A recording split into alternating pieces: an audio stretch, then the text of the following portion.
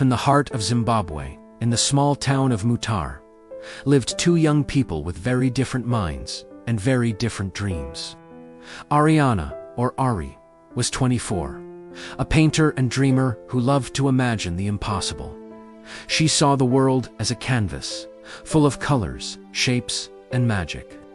Her family's small house near the Bivumba Mountains was always filled with sketches, paintings, and curious inventions. Across town lived Lian, 26, an engineer who loved rules, logic, and structure. He spent his days working at the local workshop, fixing cars, designing irrigation systems, and measuring everything down to the millimeter. His life in Mutare's bustling market district was orderly, precise, and reliable. One sunny afternoon, fate brought them together. The town council announced a challenge to design something that would improve life in the town, something that was useful, beautiful, and inspiring. Both Ari and Lian decided to enter, and neither knew that this challenge would change more than just the town. It would change their hearts. Ari was 24, with bright eyes and a laugh that could light up a room. She ran to the Bivumba Hills, sketchbook in hand, imagining floating carts for farmers, lamps that reacted to happiness, and wells that sang when filled. She spoke to herself as she worked. What if the town escort could glide over mud during the rains? What if the street lamps lit up when children laughed? Her younger brother, 16-year-old Tendai, peeked through the window. "Ari, will this even work?" he asked. "It doesn't matter," she said, smiling. "It's about imagining it first." Days turned into nights. Ari built, broke, tried again.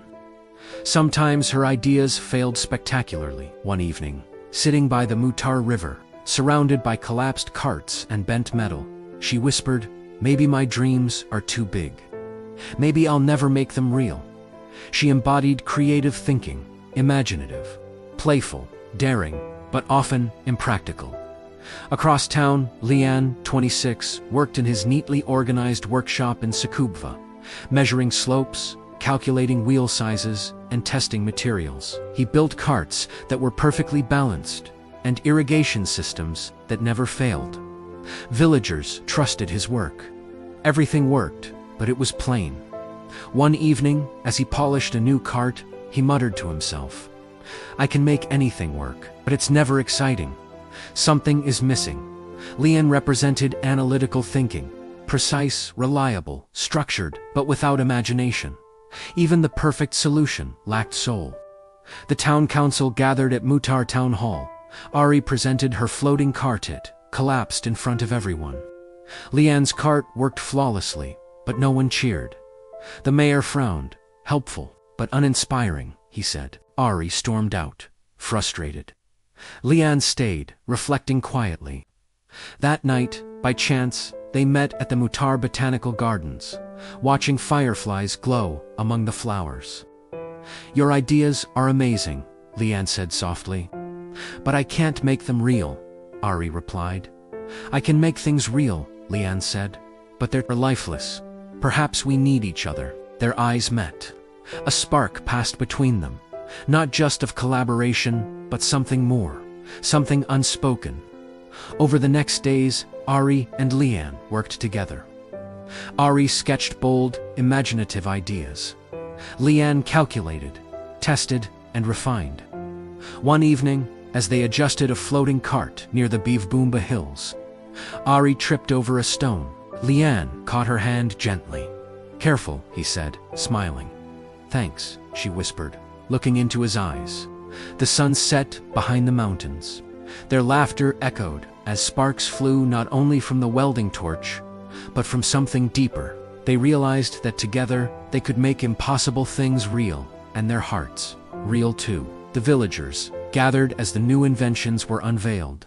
Floating carts that carried goods during floods, street lamps that glowed when children laughed, and small wells that sang when filled. The town erupted in cheers, and Ari and Lian stood side by side, proud and slowly realizing their hearts had changed as well. Think about your own life, starting a business. You need the creative vision to dream big, and the analytical skill to plan writing a paper. Imagination frames the idea. Logic supports it. Even planning a wedding or a small garden requires both. Ask yourself, in your last project, were you mostly Ari or mostly Lian? Could combining both have made it better? Could collaboration have created magic? Ari taught Lian to dream. Lian taught Ari to make dreams real. Alone, each is powerful. Together, unstoppable. Their love grew not despite their differences, but because of them. Creative thinking asks, what could exist? Analytical thinking asks, what should exist? Their relationship, like their inventions, thrived in the balanced, playful imagination, guided by careful logic. And so Mutare flourished, not just with floating carts, glowing lamps, and singing wells, but with a love story that became the heart of the town. Ari and Lian.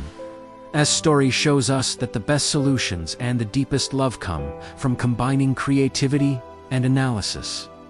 Alone, each can do good work. Together, they can do the extraordinary. So today, nurture a little Ari in yourself. Dream wildly. Imagine boldly. Nurture a little Lian. Plan carefully. Think critically. And sometimes, let them meet. That's where magic happens. That's where love, innovation, and life itself come alive. Which side will you grow today? The dreamer, the thinker, or the one who can do both?